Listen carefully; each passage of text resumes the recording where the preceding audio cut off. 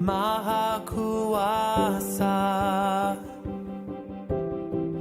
dikandung Roh Kudus, Yesus Kristus datang, Kau Juru Selamatku.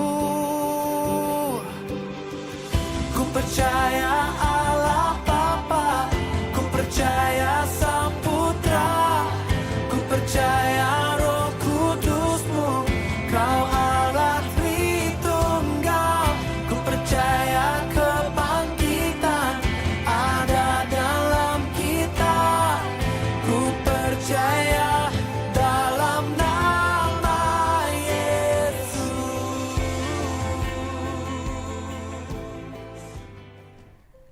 Shalom, selamat petang dan selamat bertemu kembali dalam ibadah online kita sempena Good Friday ini. Untuk makluman semua, pada hari Ahad ini kita akan mengadakan ibadah Paskah secara online melalui channel YouTube Damai Sejahtera pada jam 10 pagi. Perjamuan kudus juga akan dijalankan pada hari tersebut, dan bagi jemaat yang ingin turut serta dalam perjamuan kudus, anda bolehlah menyediakan air dan roti masing-masing. Pada setiap malam Rabu juga kita akan mengadakan persekutuan doa pada jam 8 malam di platform Google Meet. Dan bagi jemaat Tuhan yang ingin memberi dan memberkati Gereja Damai, anda bolehlah memberi persembahan dan persepuluhan anda melalui akaun bank yang tertera. Baik, sebelum kita memuji dan menyembah Tuhan, mari kita siapkan hati kita dan bersama-sama saya membacakan iman rasuli dalam kiraan 1, 2, 3. Aku percaya kepada Allah Bapa yang Maha Kuasa, Khalik langit dan bumi, dan kepada Yesus Kristus anaknya yang tunggal, Tuhan kita, yang dikandung daripada Roh Kudus, lahir dari anak darah Maria, yang menderita sengsara di bawah pemerintahan Pontius Pilatus, disalibkan mati dan dikuburkan turun ke dalam kerajaan maut. Pada hari yang ketiga, bangkit pula dari antara orang mati, naik ke syurga, duduk di sebelah kanan Allah, Bapa yang Maha Kuasa. Dan dari sana ia akan datang untuk menghakimi orang yang hidup dan yang mati. Aku percaya kepada Roh Kudus, gereja yang kudus dan am, persekutuan orang kudus, pengampunan dosa, kebangkitan tubuh, dan hidup yang kekal. Amin. Shalom, selamat malam, selamat Hari Paskah kepada semua jemaat Gereja Damai Sejahtera, saudara-saudara seiman dimanapun berada yang akan membuka online ini, dan kawan-kawan dan siapapun yang terlibat sama mengambil bahagian, ingin memberkati dan diberkati bersama pada saat malam hari ini. Baik, sebelum kita memulakan ibadah kita, dan mari kita berdoa terlebih dahulu, dan saya akan pimpin kita dalam doa. Bapa Surgawi, kami sangat memuji nama Tuhan, karena pada malam ini merupakan malam Hari Paskah bagi kami semua, dan kami ingin mengingatkan semula persediaan Yesus untuk menghadapi penderitaan yang sedang dihadapi, dan di mana ia juga telah berkumpul bersama murid-muridnya, dan juga telah bersiap sedia untuk menghadapi penderitaan yang sedang dia akan tempuhi di hari kematiannya Tuhan. Dan ini kami memperingatkan untuk malam ini bagaimana Yesus telah mati untuk kami dan telah memberi dirinya, tubuhnya telah tersiksa untuk kami semua. Pada malam ini Tuhan, semua kami jemaat-jemaat-Mu yang dalam Gereja Damai Sejahtera, begitu juga seluruh dunia, di mana sama-sama kami ingat kembali tentang kependeritaan dan kematian Yesus Kristus untuk saya, untuk semua orang, untuk kami semua. Oleh itu Tuhan, malam ini sebelum kami kepada acara pujian penyembahan kami dan seterusnya dengan firman Tuhan, dan terlebih dahulu kami serahkan tempat ini ke dalam tangan-Mu, kami serahkan hati kami ke dalam tangan-Mu, agar kami mempersiapkan diri kami bersama-sama, supaya kami menjadikan diri kami sebagai umat-umat-Mu yang menyembah Engkau, dan mengetahui betapa baiknya Tuhan kepada kami. Tuhan telah memberi anak tunggal, Yesus Kristus telah mati untuk saya dan kami semua. Tuhan Yesus, berkati acara pujian penyembahan kami, pemimpin pujian penyembahan kami, Engkau urapi pengiringnya, pemain musiknya, semua alat-alat yang digunakan pakai pada saat malam ini. Urapan Tuhan akan mengalir dan melalui mereka Tuhan, dan menjadi mempersiap diri kami untuk memberkati kami. Demikian juga Tuhan acara perjamuan suci kami juga Tuhan mengingat semula tentang kebersamaan Yesus sebelum masuk kepada bagian penderitaannya. Dan kami percaya Tuhan akan memberkati waktu yang kami guna pakai malam ini juga Tuhan. Di dalam perjamuan suci kami, terus kepada firman Tuhan yang akan hamba-Mu akan bawa, Tuhan akan mengurapi secara khusus menjadi saluran berkat-Mu. Terima kasih Tuhan, Engkau mempersiapkan kami, Engkau menyertai kami dari awal hingga akhir. Dan sekiranya ada benda roh-roh yang tidak berkenan, roh-roh yang menyeludup dalam tempat-tempat kami, baik yang ada di rumah, dimanapun kami berada dalam ibadah online ini Tuhan, saya percaya Tuhan akan membungkusi kami dengan kuasa darah Yesus. Tidak ada gangguan, dan supaya fokus kami dalam ibadah ini Tuhan akan diberkati Tuhan. Terima kasih Tuhan Yesus, terpuji nama-Mu Yesus. Di dalam nama Bapa, Anak dan Roh Kudus kami berdoa serta mengucap syukur dan percaya. Amin. Amin. Amin. Terima kasih kerana meluangkan masa anda untuk bersama-sama beribadah dalam ibadah Jumat Agung kita pada hari ini. Mari kita semua persiapkan hati kita. Kita naikkan pujian ini, penyembahan ini dalamnya kasih-Mu Bapa.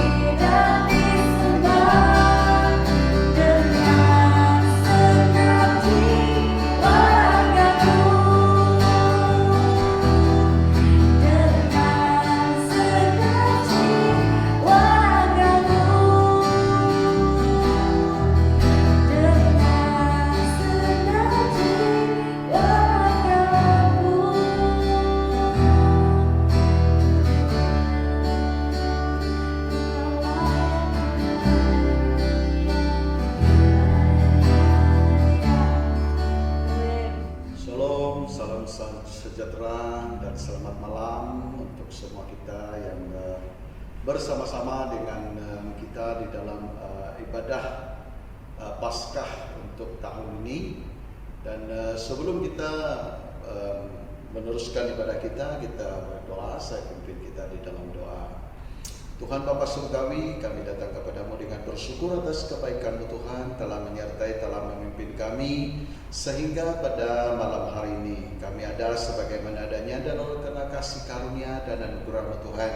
Dan Tuhan, kami berdoa bagi ibadah online kami ya Tuhan, dan kami berdoa bagi setiap pribadi kami yang ikut serta di dalam ibadah online ini dimanapun kami berada, dan kami mohon kuasa Roh Kudus Tuhan untuk menyertai. Dan biarlah di dalam ataupun melalui ibadah ini kami diberkati bersama-sama, baik hamba-Mu ya Tuhan yang akan berbicara dan berkongsi akan firman-Mu, dan Tuhan yang Kau beri kami hikmat dan bijaksana. Roh Kudus menguasai hati pikiran kami agar kami dapat menyampaikan message Allah melalui Paskah ini kepada seluruh jemaat Damai Sejahtera dimanapun berada pada saat ini ya Tuhan. Terima kasih Tuhan, kami berdoa supaya Tuhan menyertai kami di dalam ibadah kami ya Tuhan. Terima kasih, dan dalam nama Yesus kami berdoa.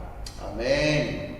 Ya, sebagaimana lazimnya bagi kita sebagai umat Kristen bahwa pada malam ini adalah di mana kita merayakan Paskah, yaitu merayakan tentang kematian Kristus, ya, mengingatkan akan kematian Kristus, ya. Paskah berbicara tentang dua hal. Yang pertama adalah kematian dan yang kedua adalah kebangkitan. Dan jadi bagi kita sebagai orang Kristen bahwa Paskah ini sangat-sangat berarti bagi kita, ya, sama dengan halnya waktu kita merayakan Natal, kan? Natal adalah di mana kita merayakan kelahiran Kristus, dan Paskah adalah di mana kita merayakan kematian dan kebangkitan Kristus. Bukan merayat, tetapi mengingatkan apa yang Tuhan telah lakukan. Nah, jadi di seluruh dunia pada saat ini, ya, di mana semua umat gereja, semua umat Tuhan, ya, mereka merayakan Paskah, dan mereka melihat dan membawa kembali, ya, seluruh umat Tuhan untuk melihat kematian, pengorbanan Tuhan Yesus dan kebangkitan Kristus. Nah, jadi di dalam Paskah ini banyak perkara yang telah kita buat, dan banyak orang yang memperbagaikan acara perayaan di dalam Paskah. Ya, ada yang membuat telur yang diwarnakan dengan warna yang berbagai-bagai, dan ada juga cara-cara, dan bagaimana sekalipun acara yang kita laksanakan, tapi satu perkara yang kita harus lihat yaitu daripada kematian dan kebangkitan Yesus sendiri. Nah, jadi pada malam hari ini saya membawa kita untuk melihat yang pertama yaitu arti kematian Kristus. Ya, arti kematian Kristus. Karena Kristus mati dengan satu tujuan, ya, dengan maksud yang tertentu bagi orang-orang percaya.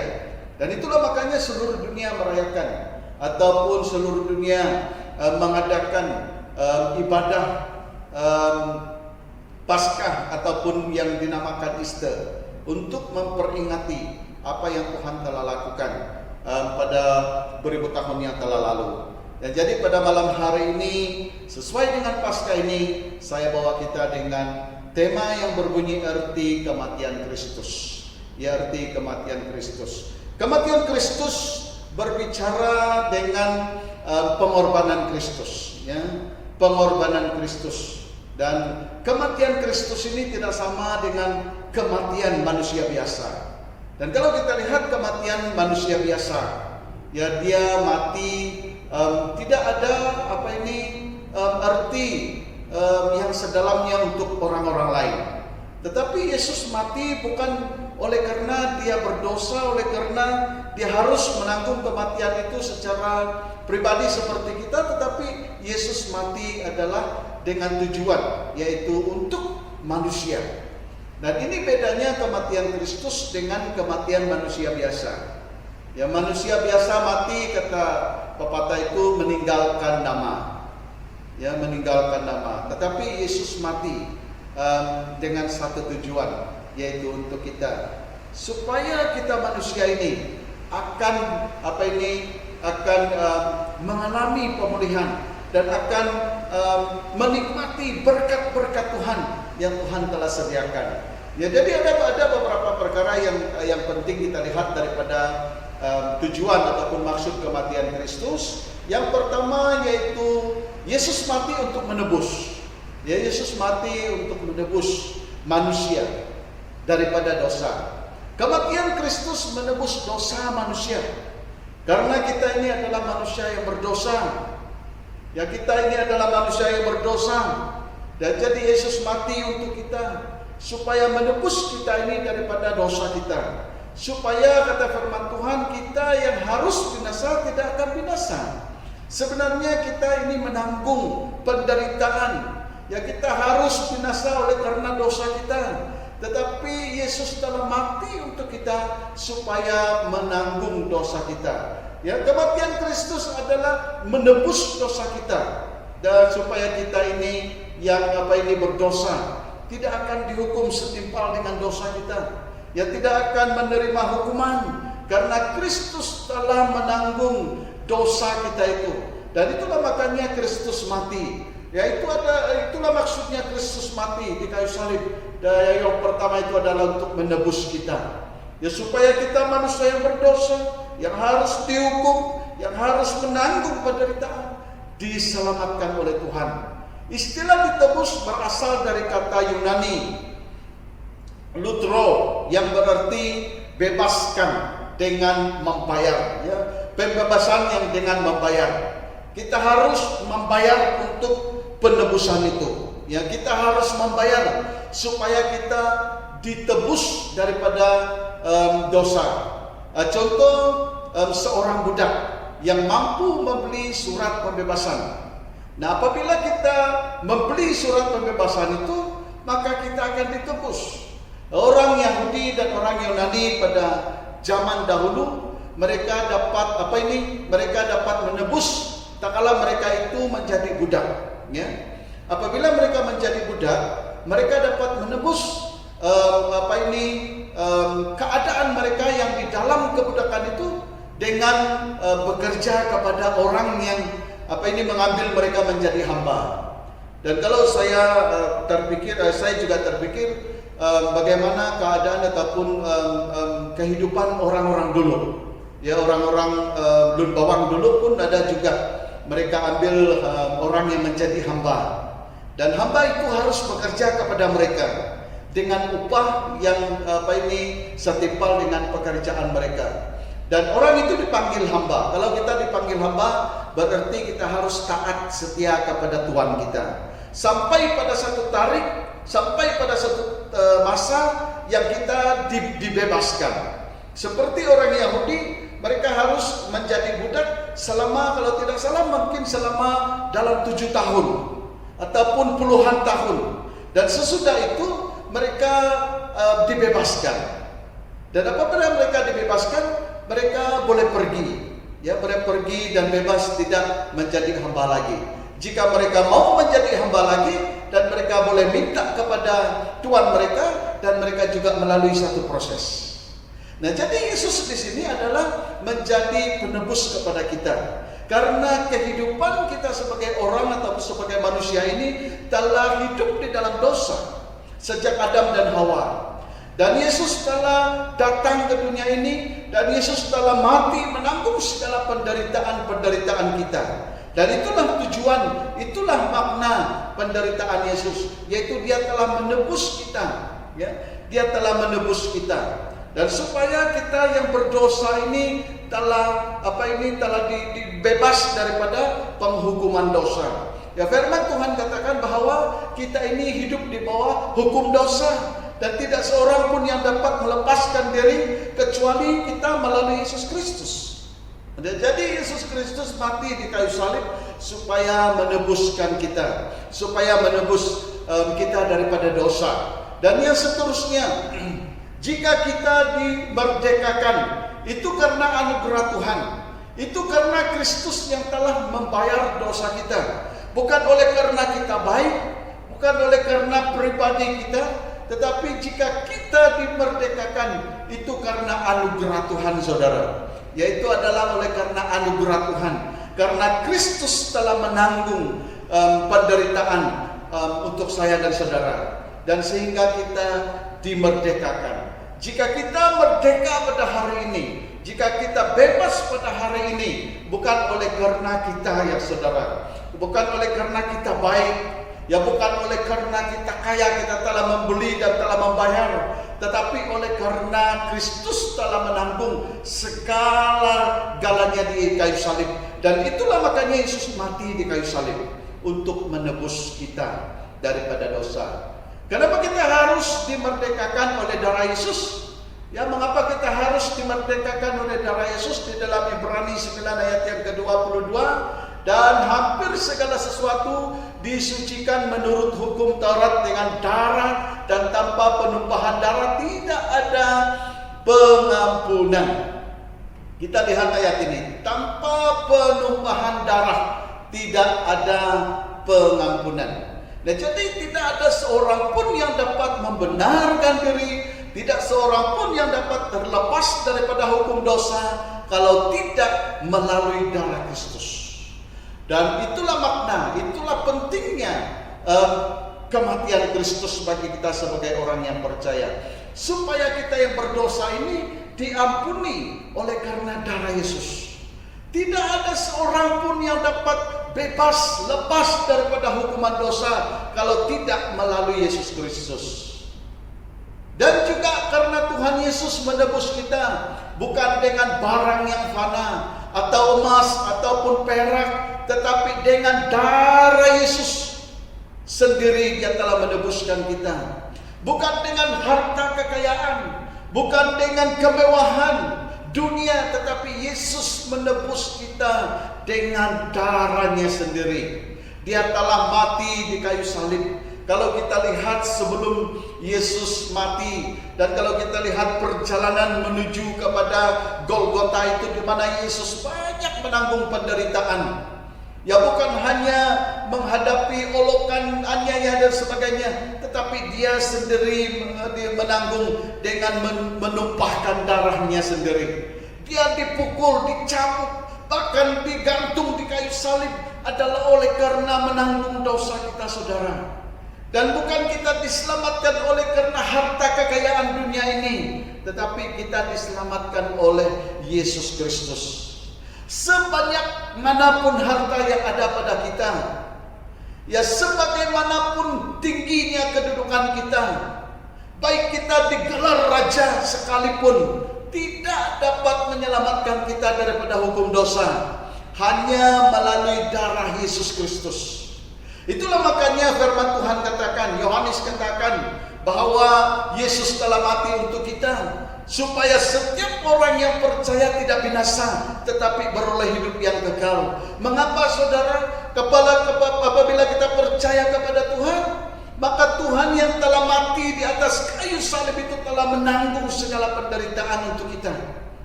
Dan Dia telah mati untuk saya dan saudara. Dia telah menanggung segala penderitaan, supaya kita yang berdosa, yang harus dihukum, diselamatkan oleh Tuhan. Dan itulah makanya kita percaya, itulah makanya kita beriman kepada Tuhan, bergantung sepenuhnya kepada Tuhan.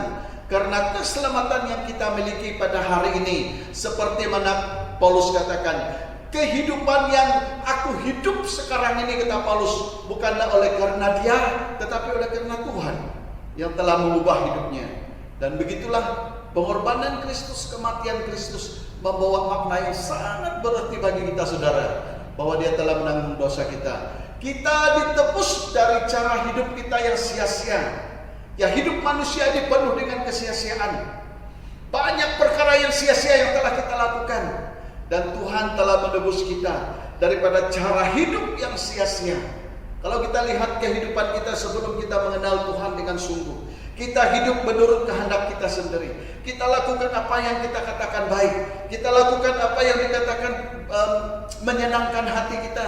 Tetapi sia-sia, tidak akan membawa apa-apa makna bagi kita. Tetapi setelah kita percaya kepada Tuhan, dan di sana baru kita tahu bahwa hidup kita di luar Tuhan itu adalah hidup menurut kehendak kita sendiri. Dan hidup menurut dunia adalah satu hidup yang sia-sia, tidak akan membawa apa-apa untuk kita. Dan setelah kita mengenal Kristus, menerima Kristus, bahwa dimanapun kita berada, kita hidup di dalam Yesus. Di mana hidup yang sia-sia adalah hidup yang dikongsi oleh hawa nafsu, yang dikuasai oleh hawa nafsu, itu adalah hidup yang sia-sia. Yang dikatakan oleh firman Tuhan, hidup yang sia-sia adalah hidup yang dikuasai oleh hawa nafsu, keinginan hati diri kita sendiri. Namun kita ditebus dan dijadikan berkat kepada orang-orang lain. Nah, setelah kita percaya kepada Tuhan, maka Tuhan telah menebus kita. Dan sehingga kehidupan kita itu bukan lagi sia-sia, tetapi kita menjadi berkat kepada orang lain, menjadi berkat kepada sesama kita, menjadi berkat kepada seluruh orang dan seluruh manusia dan seluruh dunia. Dan itulah kehidupan kita, tak kalah kita ditebus oleh Tuhan. Dan kita hidup yang sia-sia itu telah diubah menjadi suatu hidup yang penuh berharga, yang menjadi berkat kepada banyak orang.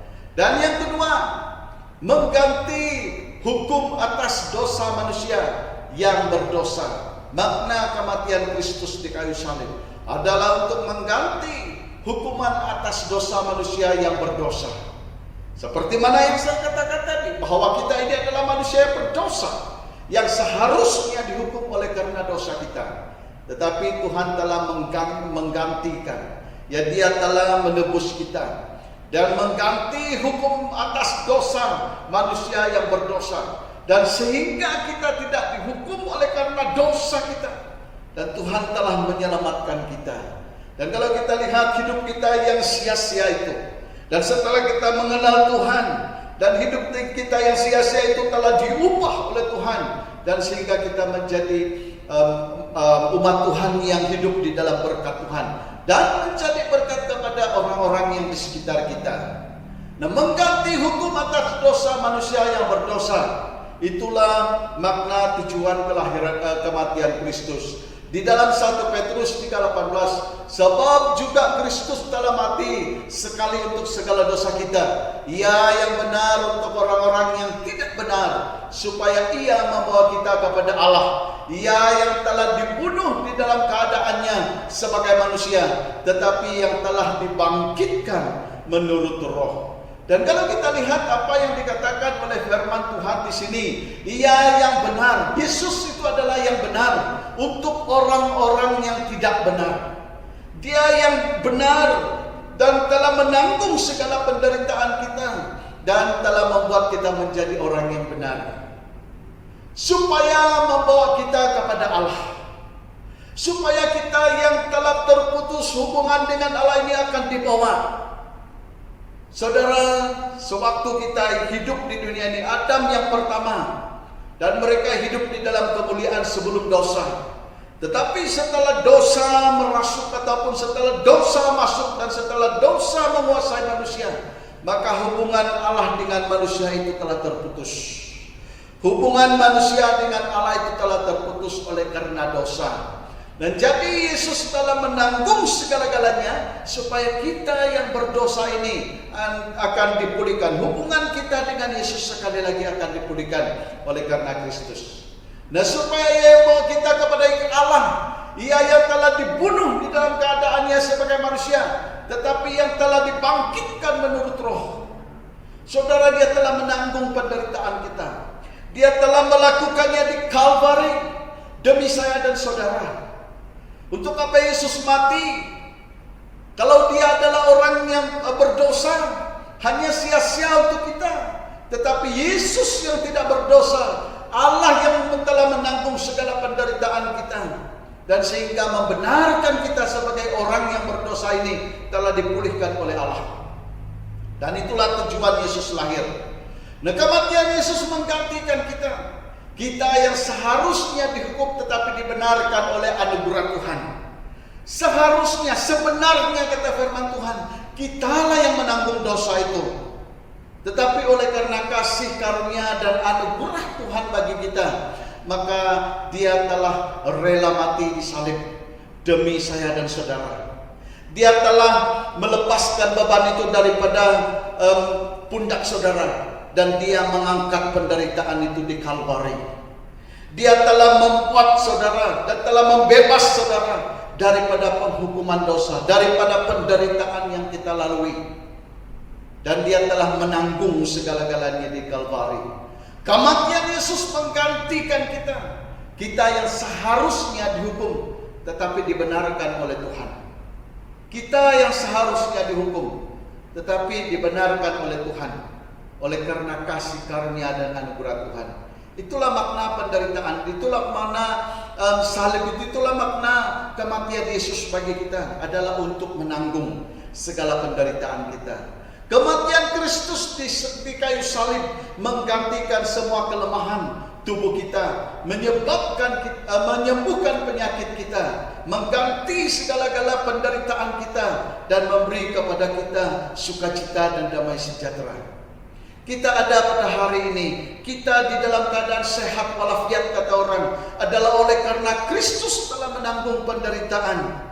Bukan hanya mati, tetapi penderitaan, sakit penyakit yang kita alami ditanggung oleh Yesus Kristus. Kalau saudara sakit, ya saudara sakit, ingatlah bahwa Yesus telah menanggung segala penderitaan itu untuk kita. Dan apabila kita telah disembuhkan, bahwa ketahuilah bahwa Yesus telah menanggung segala penyakit kita itu. Dan Yesus mati untuk saya dan saudara. Yesus mati untuk menanggung segala penderitaan yang kita lalui.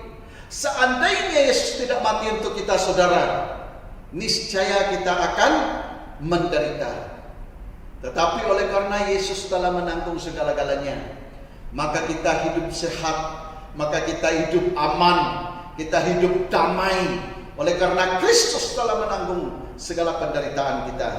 Di dalam 1 Petrus pasal yang kedua ayat yang ke-24, Ia sendiri telah memikul dosa kita di dalam tubuhnya di kayu salib, supaya kita yang telah mati terhadap dosa hidup untuk kebenaran. Oleh bilur-bilurnya kamu telah sembuh.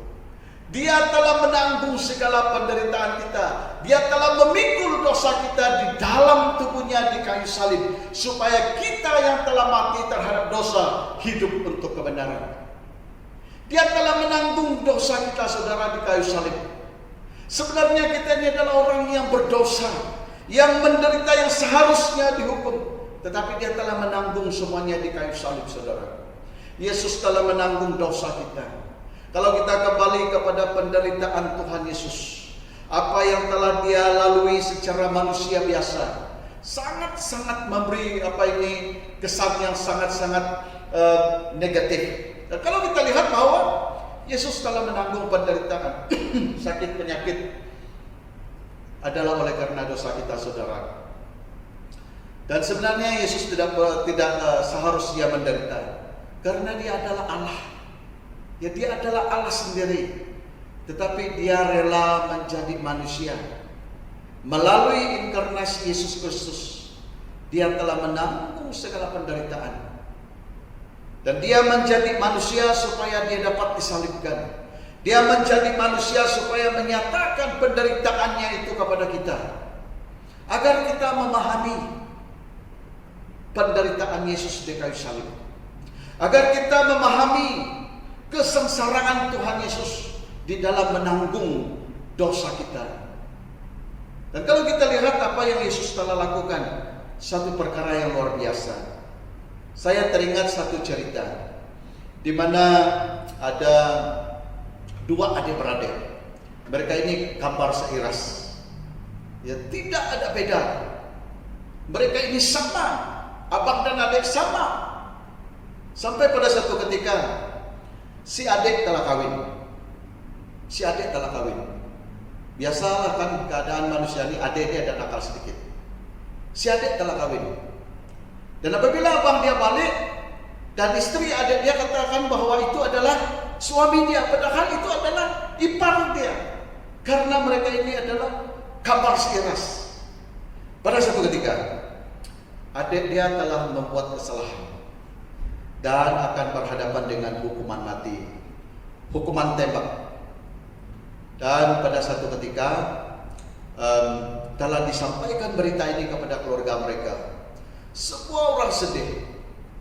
Istri dia sedih, ibu bapak dia sedih, apalagi abang kabarnya. Lalu abang kabarnya ini telah membuat satu tindakan. Dia ingin menggantikan tempat adik dia. Tidak susah kan? Karena mereka ini adalah seiras betul. Dan besok adik dia akan dihukum mati, hukum tembak bom. Lalu abang ini datang ke penjara dan dia kata kepada pengawal penjara, bolehkah saya bertemu dengan adik saya untuk terakhir kali? Dan dia dibenarkan untuk masuk. Dan pada waktu dia masuk, mereka hanya ada masa sedikit waktu saja, mungkin 1-2 menit saja mereka akan berbincang bersama. Dan adik dia akan dihukum mati, dihukum tembak. Dan pada waktu dia masuk, dan dia terus katakan kepada adik dia, buka baju kamu. Dan waktu itu adik dia, kenapa? Buka sekarang.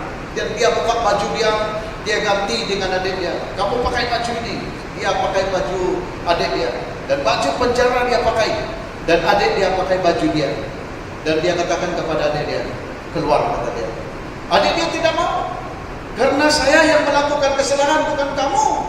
Saya yang membunuh orang, bukan kamu. Saya harus menanggung apa yang telah saya lakukan. Tetapi abangnya berkata begini, kalau saya di luar pun, saya mungkin hanya bapak dan mak saja. Tapi kamu, kata dia, kamu ada istri. Baliklah kepada istrimu, dia kata. Dan hati seorang abang, adik dia tidak mau. Dia kata tidak, keluar sekarang, dia kata. Berjalan seperti biasa, jangan menoleh belakang. Dan waktu itu adik dia keluar dengan sedih. Karena sebenarnya dia yang harus mati. Dia yang harus berhadapan dengan hukuman mati itu. Tetapi dia diselamatkan oleh abang dia. Dan dia keluar melangkah daripada pintu penjara. Dan sampai di luar sana, polis tidak cam dia karena mereka ini kampar seiras. Polis tidak ragu karena bahwa mungkin memang mereka katakan bahwa dia adalah abang. Padahal yang keluar itu adalah adik dia. Abang dia yang mengganti tempat adik dia. Waktu adik dia telah keluar, sampai sejak dia di luar sana, dan dia hanya mendengar bunyi senapang ataupun gang yang telah tembak abang dia. Dia sangat kecewa, saudara. Dia menangis dan menangis. Dan waktu dia pulang ke rumah, istri dia tidak menerima dia. Karena dia pikir bahwa itu adalah abang dia. Walau apapun yang dia katakan, istri dia tidak percaya. Dan kebetulan di tubuh mereka ada satu tanda yang memisahkan mereka. Dan lalu adik ini tadi yang punya istri itu, dia kata, kamu lihat, kata dia, ini adalah tanda saya adalah adik, dia yang mati itu adalah abang, kata dia. Saya adalah suami kamu. Dan lalu dia lihat bahwa istri dia untuk melihat gambar mereka waktu kecil, dan sampai mereka kawin, dan baru pada waktu itu istri dia dapat terima dia. Tetapi apa yang saya bawa kita untuk lihat di sini yaitu pengorbanan seorang abang yang telah menyelamatkan adiknya daripada hukuman mati. Dan begitulah yang Yesus telah lakukan untuk kita. Yesus telah mengambil rupa sebagai manusia. Yesus tidak datang seperti malaikat. Yesus tidak datang seperti Tuhan. Yesus tidak datang seperti objek ataupun suatu makhluk yang luar biasa dari manusia. Tetapi dia mengambil rupa sebagai manusia. Dia lahir daripada keluarga yang lahir daripada manusia sendiri, Yusuf dan Maria. Dan sehingga orang tidak percaya bahwa dia adalah Tuhan. Dan disinilah Yesus telah menanggung penderitaan kita. Ya, Yesus telah menanggung penderitaan kita di kayu salib. Dia telah menanggung segala-galanya, saudara. Ya, Allah begitu mengasihi kita, sehingga Dia berinkarnasi melalui Yesus Kristus supaya kita diselamatkan. Dan yang ketiga, sebagai teladan untuk orang-orang percaya, ya, kematian Yesus itu adalah satu teladan, ya, untuk orang-orang yang percaya. Kematian Kristus menjadi teladan buat kita. Semua yang percaya kepada penebusannya dan percaya bahwa Dia telah menggantikan kita di atas kayu salib. Sebagai tanda teladan untuk orang-orang percaya, kematian Kristus itu adalah teladan bagi semua orang yang percaya kepada penebusannya dan percaya bahwa Dia telah menggantikan kita di atas kayu salib. Ya, bukan hanya satu cerita dongeng, tetapi satu yang harus kita teladani. Ya, sebagaimana Kristus telah menanggung segala dosa kita, begitu kita harus mengasihi saudara-saudara kita. Ya, bukan hanya menggelar mereka itu sebagai saudara, bukan hanya menggelar orang-orang yang di sekitar itu adalah saudara seiman, tapi kita harus menanggung bersama apa yang Tuhan telah lakukan untuk kita. Ya, kita harus menjadikan Kristus sebagai contoh dan teladan yang terbaik untuk kita hidup di dunia ini. Dan Kristus telah meninggalkan teladan bagi kita yang harus kita ikuti. Dia telah meninggalkan teladan bagi kita, yaitu Dia telah mengasihi kita. Dia telah menanggung segala penderitaan untuk kita. Dan apa yang kita harus lakukan, saudara? Kita harus mengasihi sesama kita. Kita harus menanggung sesama kita. Ya, tidak heran kalau banyak orang ataupun hamba-hamba Tuhan menderita di luar sana. Kalau kita lihat bahwa banyak orang yang menanggung sengsara oleh karena menginjili, oleh karena memberitakan firman Tuhan, karena Tuhan telah meninggalkan contoh teladan yang harus kita ikuti. Yang harus kita ikuti. Paulus katakan, aku tahu segala-galanya. Kaya, miskin, karam di laut, Paulus katakan, saya telah melalui semuanya. Ya, menjadi hamba Tuhan menanggung sebanyak penderitaan. Ya, pada awal saya menjadi pastor, gaji pada waktu itu hanya 100 lebih. Saya menjadi seorang pastor. Dan sesudah itu saya kawin istri saya, ya, istri saya yang tercantik, dan naik gaji sedikit. 200 lebih, dan pergi kepada gereja yang besar sedikit, sampai 300 lebih, menanggung anak-anak, banyak penderitaan, ya, banyak kekurangan yang kita lalui. Kalau kita melayani Tuhan dengan sungguh, maka banyak penderitaan yang kita lalui. Saya pernah kekurangan tidak kehabisan. Pada waktu itu saya sudah ada anak. Tetapi Tuhan telah memberkati kami. Saat kami kekurangan itu, kami berdoa kepada Tuhan. Tuhan utus orang datang kepada kami, orang yang tidak kami kenal, ya, datang untuk membantu. Dan saya pernah karam waktu pergi ke ibadah. Dan banyak perkara yang kita akan hadapi, tapi tidak setanding penderitaan yang Yesus hadapi. Di dalam kita mempertahankan iman kita, saudara, kita akan menerima banyak ancaman. Kita dianiaya, kita diolok, kita dikatakan pastor yang tidak berguna. Ya, banyak sekali yang kita alami. Tapi ingat, Yesus telah menanggung penderitaan lebih daripada apa yang telah kita tanggung. Kalau kita katakan pada hari ini saya menderita, saya katakan penderitaan itu hanya sebahagian. Penderitaan yang Yesus tanggung lebih besar daripada yang kita tanggung. Banyak pengalaman-pengalaman kita. di dalam pelayanan Tuhan, di dalam kehidupan kita untuk bersaksi untuk Tuhan. Kita tidak diterima, ya kita ditolak, ya perkara itu memang biasa. Apa yang ditanggung oleh Tuhan itu luar biasa. Kalau saudara tidak diterima pada hari ini, di dalam saudara untuk berusaha menyelamatkan saudara-saudara, kita ditolak, jangan tawar hati. Ingat bahwa Yesus telah menanggung banyak penderitaan demi kita. Yesus telah meninggalkan suatu teladan bagi kita untuk mengampuni. Demikian kita harus mengampuni. Kadang-kadang untuk mengampuni orang ini susah kan? Tapi ingatlah bahwa Yesus telah mengampuni saudara. Ingatlah bahwa adanya saudara pada hari ini adalah oleh karena Tuhan telah mengampuni saudara.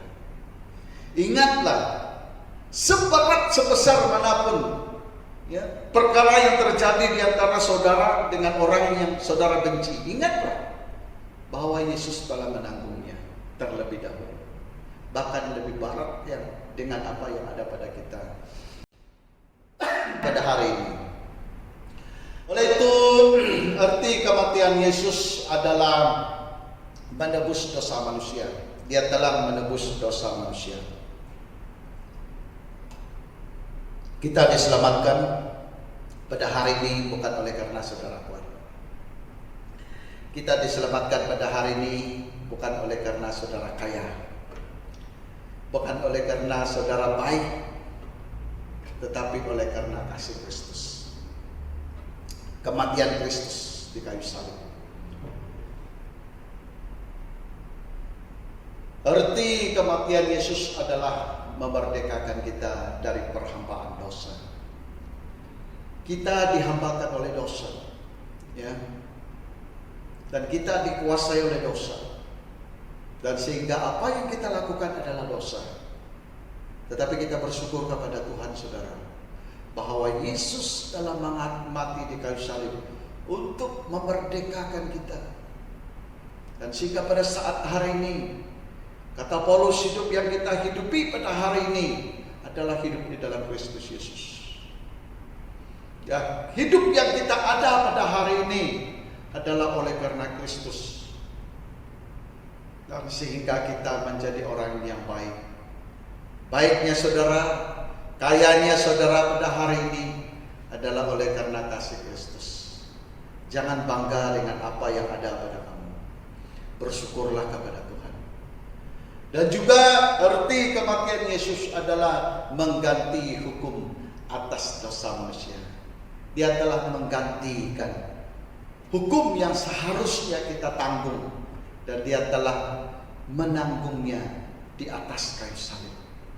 Dia telah menanggung penderitaan yang sangat berat.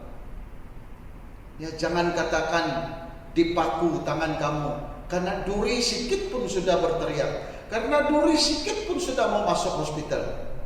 Yesus telah dipaku, tangannya dipaku, kakinya dipaku, lambungnya telah ditusuk. Dia telah menanggung penderitaan. Kepalanya dililiti oleh duri, darah mengalir dari tubuhnya. Dia telah menanggung segala-galanya. Dan arti kematian Yesus adalah menjadi teladan bagi kita.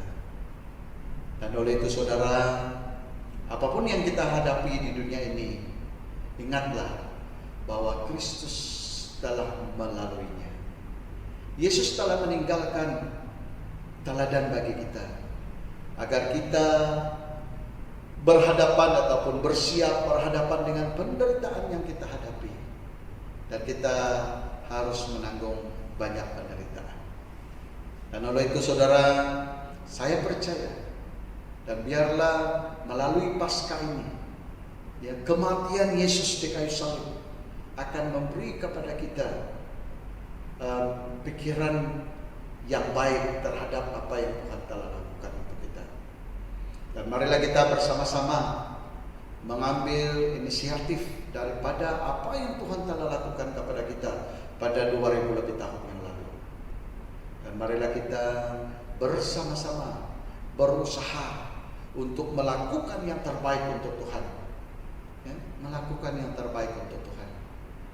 Melakukan yang terbaik bahkan untuk melayani Tuhan apapun dan dimanapun pelayanan kita.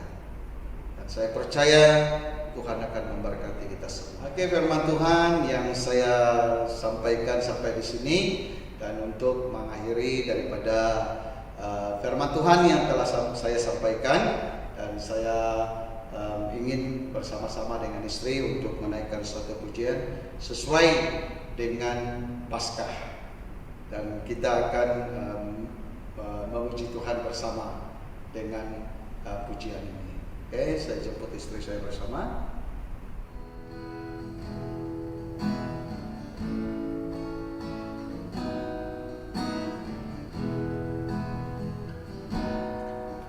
Jangan berlupa paku, tombak yang tajam menikam lampunya, mahkota duri melingkar menusuk kepalanya.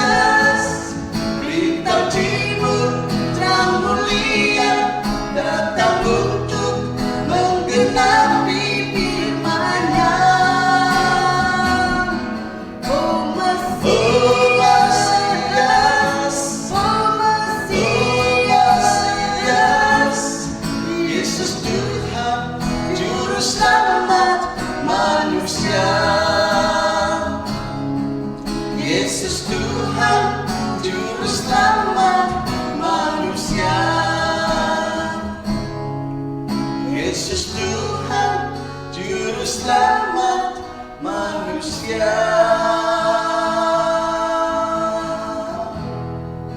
Ya, mari kita berdoa dan terus kepada doa berkat. Tuhan Bapa Surgawi, pada saat ini kami datang kepadamu dengan bersyukur karena Engkau telah menyertai kami. Terima kasih atas firman-Mu Tuhan yang telah kami pelajari pada hari ini. Manusia kami terbatas dan kami sangat-sangat terhad ya Tuhan.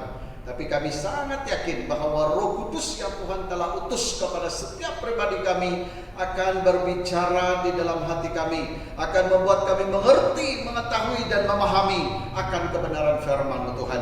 Hamba-Mu telah berhenti untuk berbicara dan berkata-kata, tetapi biarlah Roh Kudus-Mu terus berbicara, Roh Kudus-Mu terus bekerja di dalam hati kami ya Tuhan, agar kami mengalami Engkau di dalam hidup kami, agar kami memahami, mengerti akan pengorbanan Yesus di kayu salib.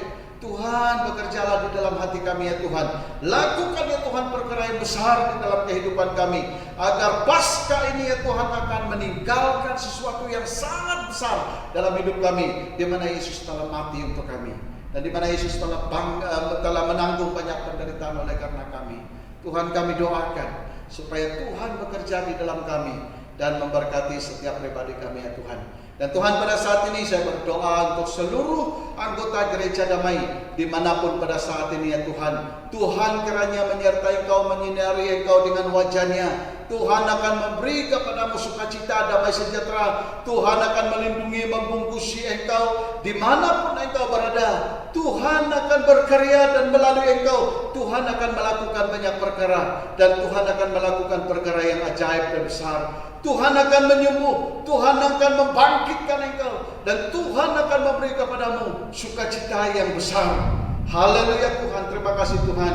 Terpujilah nama-Mu Tuhan. Keluar masuknya Engkau, Tuhan akan memberkatimu. Terima kasih Bapa, terpujilah nama-Mu Tuhan. Dalam nama Yesus kami telah berdoa. Amin. Amin. Amin.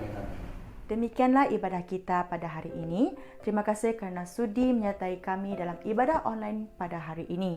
Dan jangan lupa untuk sertai kami pada hari Ahad ini di channel YouTube yang sama untuk ibadah Paskah kita. Baik, jumpa lagi di lain hari. Tuhan memberkati.